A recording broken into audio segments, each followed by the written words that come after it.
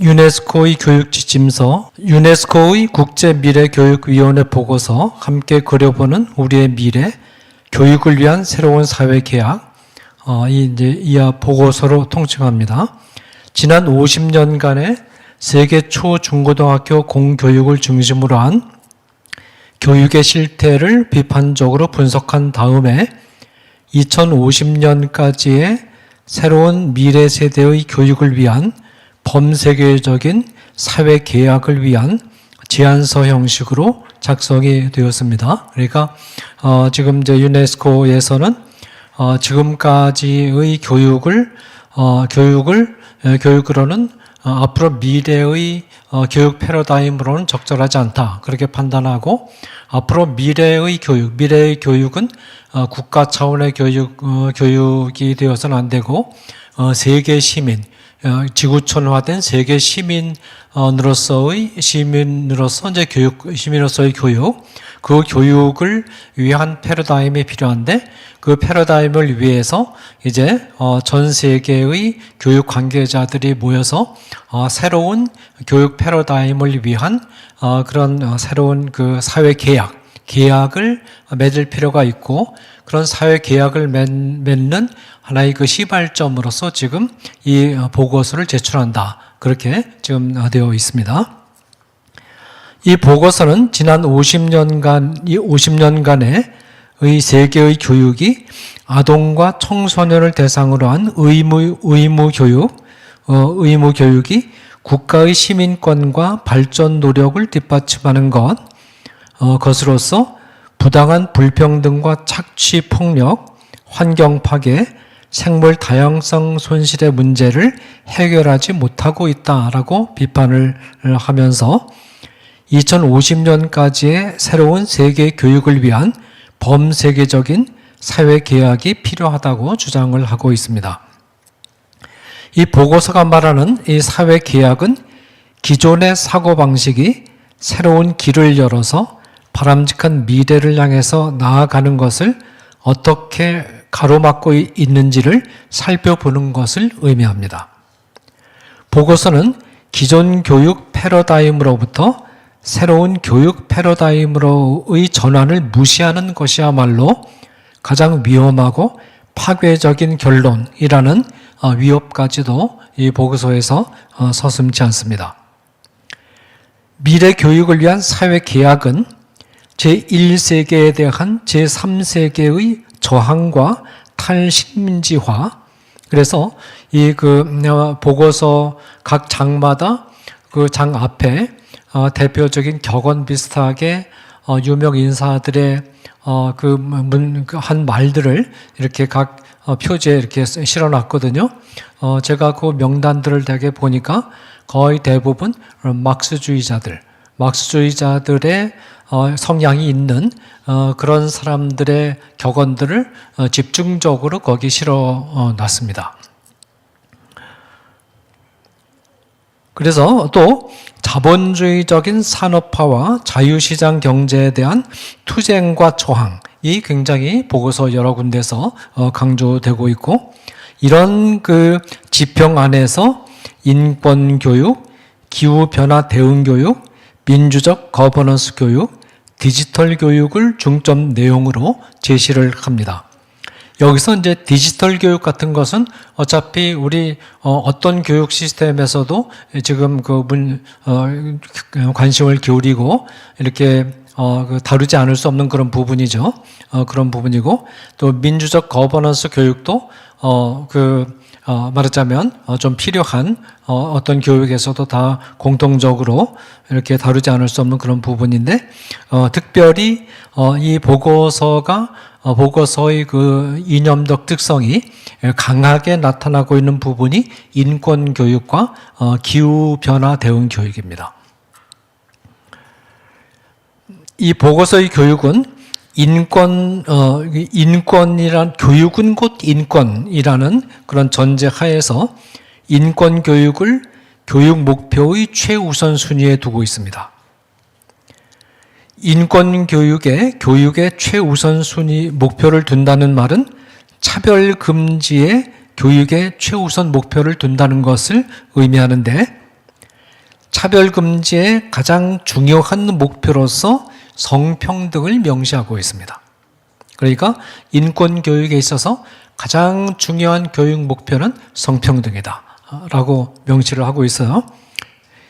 보고서에 보면 성평등은 그 자체가 목표이기도 하지만 교육의 지속 가능한 미래를 보장하기 위한 선결 요건으로 볼 수도 있어야 됨을 분명히 함으로써 인권교육의 최우선 목표가 성전환과 동성애에 대한 차별금지 교육에 있음을 이 보고서는 분명히 하고 있습니다. 보고서는 성평등의 내용을 설명하는 맥락에서는 남성과 여성의 평등 곧 양성평등을 주로 설명을 하고 있습니다. 내용으로 설명을 하고 있는데 그러면서도 차별금지 사유로서 성전환과 남성과 여성 이외의 성을 허용하는 것을 의미하는 성적 정체성과 젠더를 제시를 하고 있고, 그래서 보니까 한 5군데 이상 성적 정체성과 젠더를 얘기하고 있고, 성적 정체성에 따른 차별 철폐가 가장 중요한 인권 중에 하나임을 명백하게 밝히고 있고, 억압적인 젠더 고정관념의 제거를 말하고 있고, 성적 지향을 차별금지 사유로 명시를 하고 있습니다. 최소한도 3군데 이상 명시를 하고 있고, 사회적 소수집단과 성적 소수집단을 차별금지의 사유로 말하고 있고, 2군데서 포괄적 성교육적 접근법을 강조를 하고 있습니다. 이와 같은 그 내용들은 이 보고서가 성전환과 동성애를 차별금지 사유에 포함시켜서 인권교육을 시행하고자 하는 의도를 명확하게 드러내고 있습니다. 이는 이 보고서가 네오막시즘 이념에 장악되어 있음을 보여주는 것입니다. 그 다음에 이 보고서가 이처럼 신마르크스주의의 네오막스주의에 장악되어 있다는 사실과 더불어 또 하나의 가장 심각하게 큰 문제는 현재 좌파 지식인들에 의해서 장악되어 있는 환경운동 이론가들의 기후 문제에 대한 인식이 여과 없이 100% 그대로 반영되고 있으며, 그래서 지금 현재 뒤에 다시 나오겠지만 탄소 중립 정책을 통해서 각 기업들을 압박해 가지고 어마어마한 자금을 거기서 말하자면 각출해 내고 있고, 거기서 각출해낸 자금 가지고 지금 이런 그 좌파 지식인들의 그 활동 자금, 연구 자금으로 지금 활용을 하고 있습니다. 그래서 이와 같은 그 환경 운동의 흐름은 이미 복음적인 기독교의 윤리학자들에 의해서 이미 지적이 되고 있고, 이 점을 가장 정확하게 꿰뚫고 있는 사람이 이번에 미국 대통령으로 당선된 도널드 트럼프입니다. 그래서 여러분들이 도널드 트럼프의 선거 공약을 읽어보시면 선거 공약 가운데 31번에서 34번이 이런 환경운동과의 관련을 완전히 단절시켜버리는 정책입니다. 그래서 거기 그 정책을 보면 파리 기후협정 탈퇴, 기후협정을 아예 탈퇴해버리는 겁니다. 그 다음에 전기자동차 의무 제고, 해상 풍력 에너지 개발 중단. 풍력 에너지 개발은 풍력 에너지 또 태양광 에너지, 이것은 열 효율이 사실 거의 없는 거거든요. 없는 건데 이 그 좌파 지식인 그룹의 자금 충당을 위한 그런 전략으로 이렇게 만들어낸 것들인데, 이걸 전부 중단시키고 전략 석유 비축량 즉시 채우기, 이런 그 전략, 이런 선거 공약을 트럼프가 내걸었는데, 트럼프는 예전부터 이 국제적인 환경 운동이 비과학적인 근거 위에서 좌파 그룹의 좌파 환경운동가들 또 지식인들, 정치인들의 자금원이 되고 있다는 사실을 이미 정확하게 간파하고 이번에 이 국제적인 이 환경운동에 대해서 아주 철저한 단절을 선거 공약으로 내걸고 아마 바로 그 공약이 실현이 될 겁니다. 또 기후에 대한 반자본주의적이고 반산업적이고 반시장적이고 반기독교적인 생태교육이 철저하게 관철되고 있다는 점입니다. 그러니까 사실 이 초중고등학교 교육 문제에 있어서 이 탄소 중립이라는 작은 주제가 이 그 보고서 전체를 뒤덮고 있는 것은 누가 봐도 이상한 거거든요. 누가 봐도 이상한데 이게 전략적인 것이다라는 겁니다. 이 보고서는 인류가 기후 위기로 인해서 존망의 위기에 직면해 있다는, 이거는 추정적 판단이지 이게 사실이 아니거든요. 추정적 판단을 사실로 전제하고, 그래서 60쪽에 보면 앞으로는 모든 연령대의 사람들이 파괴된 지구에서 사는 법을 배워야 된다, 그런 언명이 나옵니다. 이 위기를 해결할 수 있는 유일한 길이 탄소 중립 정책이 있다고 보고, 탄소 중립 교육으로 세계 초중고등학교의 공교육을 전환시키고자 합니다. 그러니까 전 세계의 초중고등학교 교육을 탄소 중립 정책을 실천하는 그런 교육으로 완전히 패러다임을 전환하겠다는 겁니다. 이 탄소 중립 교육은 환경교육으로 포장되어 있지만 내부를 들여다보면 반자본주의적이고 반산업적이고 반기독교적인 사회주의 교육으로 채워져 있습니다. 기후위기에 위기에 숨겨져 있는 논증은 이런 것입니다. 인류를 멸망으로 몰아넣을 기후위기는 탐욕적인 경제적 이익 추구의 혈안이 된 자본주의 사회의 산업화와 동물에 대한 인간의 우월성을 주장하는 기독교 사상이 원흉이다. 그러므로 자본주의를 사회주의로 대체하고 기독교의 인간 우월주의를 동양 철학이나 원주민 종교들에게서 나타나는 범심론, 이 범심론이라고 하는 것은 인간과 동물이 동등하게 똑같은 정신을 가지고 있다는 보는 관점인데, 이 범심론으로 대체해야 된다는 이런 논리가 숨어 있습니다. 그래서 이 보고서에 보면 원주민들이 가진 범심론적인 대안으로, 예를 들면 자연의 권리를 부여하는 수막 카우사이라든지 관계성의 원칙을 중시하는 반투족의 우분투 철학이라든지 연민을 강조하는 불교 윤리, 이런 것들을 대안으로 쭉 제시를 했습니다. 그러니까 아프리카나 남아메리카나 이런 지역의 그 원주민들, 토착 원주민들이 이 토착 사회에서 가지고 있었던 자연 종교, 아주 원시적인 미신적인 자연 종교, 그 종교를 되살려 가지고 그 종교를 가지고 현대 서구의 경제 사상이라든지 산업 기술이라든지 이런 걸 대체하겠다는 그런 제안이 실제로 보고서에 그대로 나타나 있습니다. 이 보고서는 인류와 지구의 미래가 중대한 위험에 처해 있다는 검증되지 않는 대담한 선언을 사실로 전제를 하고 시작을 합니다. 지구온난화를 핵심으로 하는 지구의 위기는 인간의 오만함에 기인한 자원의 약탈적 이용 때문이다. 또 보다 구체적으로 말해서 지속 불가능한 자원 이용에 의존하고 단기 이익과 과도한 소비주의를 우선하며 경쟁심을 부추기고 공감 능력이 부족한 경제 모델이 원인이 되므로, 이것은 결국은 자유시장 경제, 자본주의 사회의 산업 활동을 전면적으로 비판하는 거거든요. 원이기 때문에 경제개발 위주의 근대적인 개발 패러다임을 반대해야 된다는 것입니다.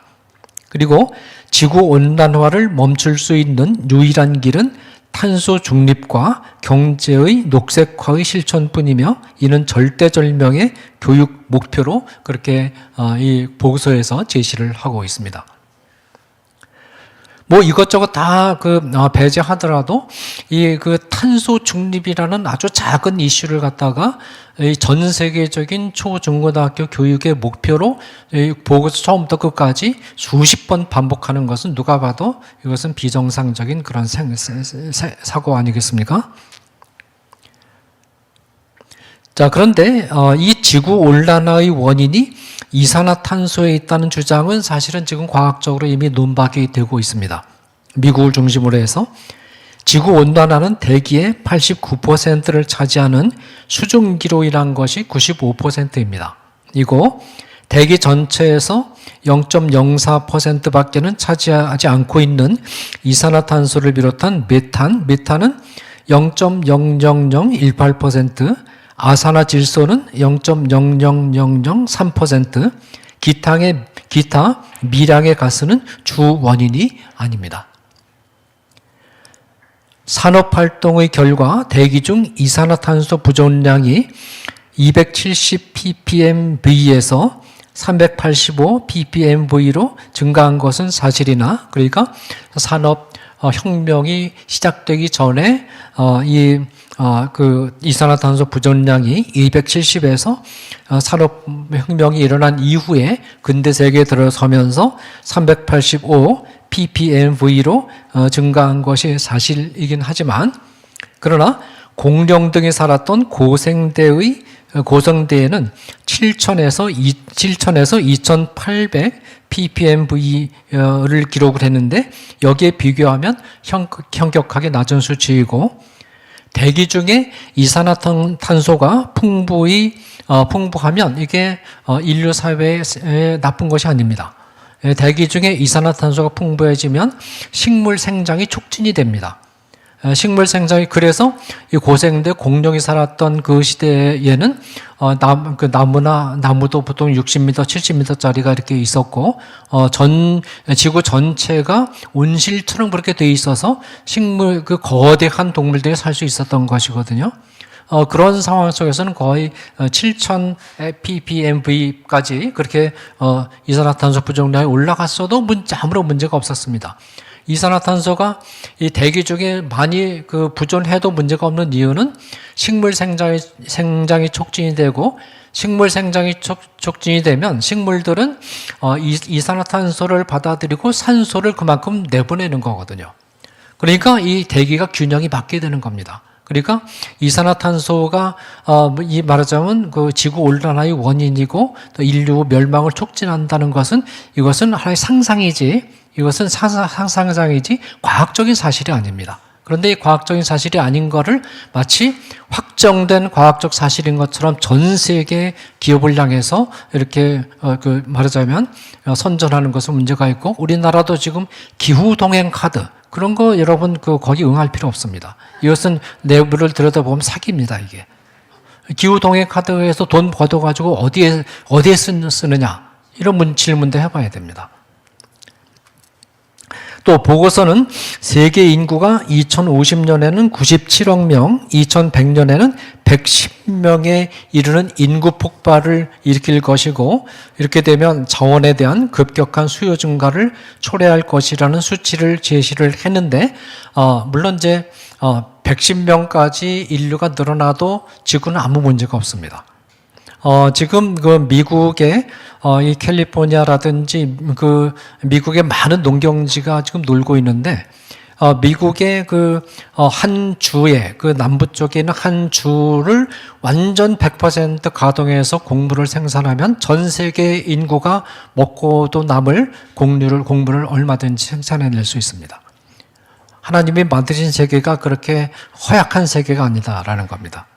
자, 그런데 이 110억 명으로 늘어나도 지구는 다 감당할 수 있고, 실제로 110억 명이 이 지구상에 있어도 하늘에 떠서 이렇게 내려다보면 존재가 거의 보이지 않습니다.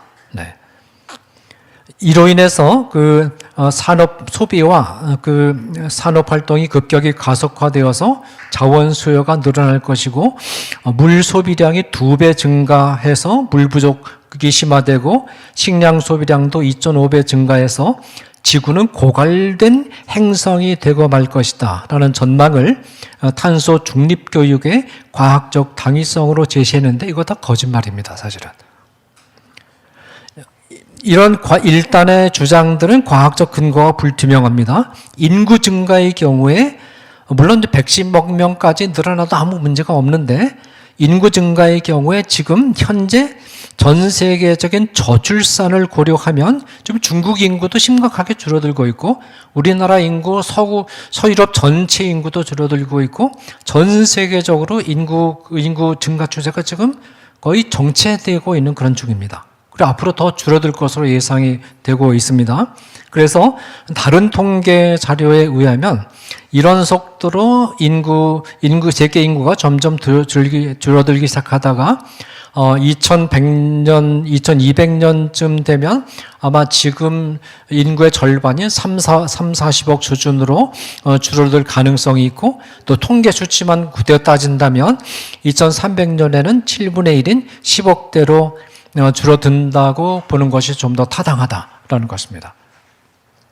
또 물의 경우에 1970년에는 깨끗한 물을 사용하는 세계 인구가 30%였지만 2015년에는 91%로 증가를 했습니다. 그래서 전 세계의 물 사정이 지금 사실 굉장히 좋아지고 있습니다.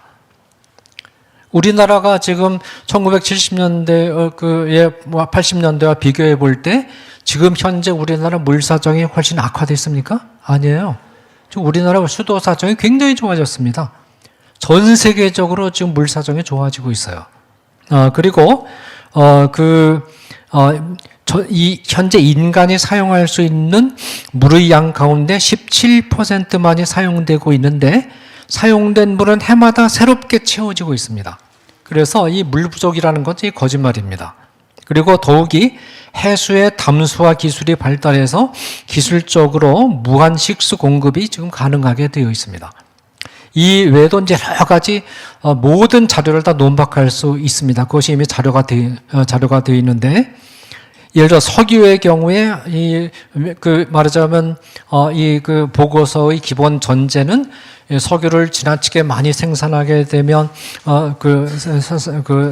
생산하게 되면 앞으로 몇십 년 안에 석유 자원이 고갈될 것이라고 주장을 하는데 이것도 사실 거짓말입니다. 뭐냐면 석유의 경우에 역청사암과 셰일 유전에서 생산해낼 수 있는 석유까지 포함하면 지금 5,000년 이상 인류가 사용하고도 남는 석유 양이 보존이 되어 있습니다.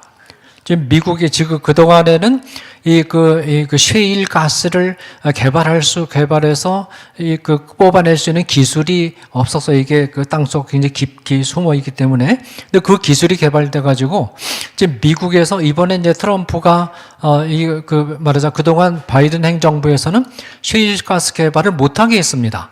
왜냐하면 환경 문제 때문에. 이게 바로 이제 좌파의 영향을 받아가지고. 근데 트럼프 대통령이 선거 공약에서 그걸 풀어버렸어요. 그걸 풀어버려가지고 이 미국에서 셰일가스를 적극적으로 전면 개발하겠다. 그래서 선언했어요. 이 셰일가스를 전면 개발을 하게 되면 우리나라 말하자면 그 석유 가격이 많이 하락이 되겠죠. 그것이 이제 이런 상황을 트럼프가 알기 때문에 그런 겁니다. 그러니까, 그리고 또 석유 산업을 위축시키면은 석유가 단순히 에너지원으로만 쓰이는 것이 아니라 석유로부터 거의 굉장히 많은 일상용품들이 석유를 기반으로 해서 생산이 됩니다. 그런 산업이 다 중지가 되는 거예요. 그러니까 이 석유 산업을 말하자면 탄소 중립이라는 미명으로 자동차에서 나오는 가스를 빌미로 해서 탄소 중립이라는 이유로 석유 산업을 위축시키면 우리의 생활의 질이 현저하게 말하자면 떨어지게 됩니다. 네.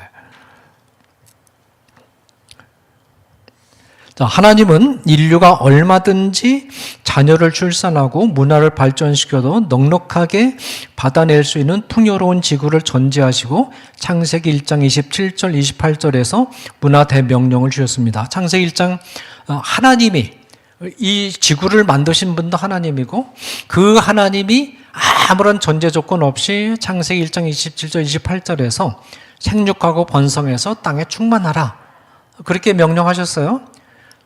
말하자면 산화제한 하지 말라는 거죠.